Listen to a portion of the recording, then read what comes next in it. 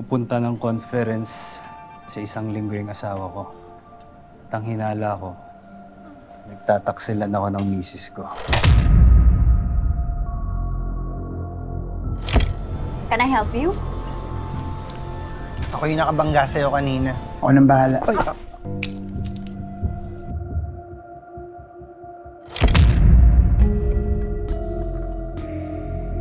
Unang kita ko pa lang sa'yo. Kilala na kita. gaano na pala kayo katagal na asawa mo? 3 years, magpo 4 years na. Hindi ka pa nagsasawa? Hindi, no. I love him. Bilang private investigator, hindi laging kumpleto ang detalyeng nakukuha namin.